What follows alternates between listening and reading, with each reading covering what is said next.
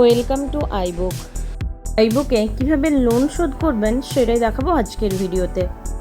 এখন যে আইডিটা এখানে দেখতে পাচ্ছেন, এই আইডিটার মধ্যে কোনো লোন নেওয়া নেই। তো এখানে কি দেখাচ্ছে আমি সেটা দেখাই।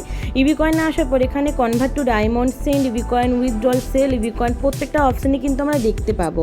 কিন্তু এই যে আইডিটা, এই আইডিটার মধ্যে লোন নেওয়া আছে। তো ইবি কয়েনে যাওয়ার পর আমরা কিন্তু ওখানের অনেক কিছু অপশানই মিস করব, মানে আমরা দেখতে পাবো না যতক্ষণ না লোন আমাদের শোধ হবে। আমরা উইথড্রল দিতে পারবো না, আমরা ডায়মন্ডে রূপান্তরিত করতে পারবো না, সেল করতে পারবো না।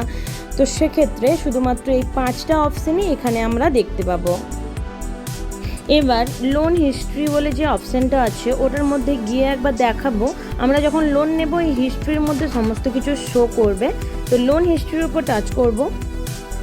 টাচ করার পর এরকম পেজটা আসবে। এখানে আমি আগে একবার লোন নিয়েছিলাম, সেটা শোধ হয়ে গেছে। আবার 400টা ইবি কয়েন লোন নিয়েছি, সেটা ইন্টারেস্ট আমাকে 40টা ইবি কয়েন দিতে হবে এবং টোটাল আমাকে পেয়েবল 440টা করতে হবে। তো এখানে টোটাল লোনে 440 আছে, সেটা এখানে টোটালটা দেওয়া আছে।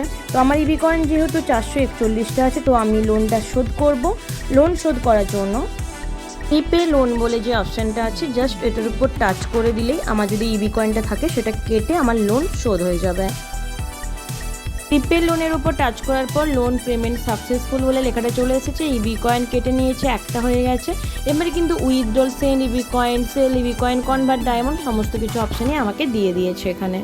এইভাবেই লোন শোধ করতে হবে।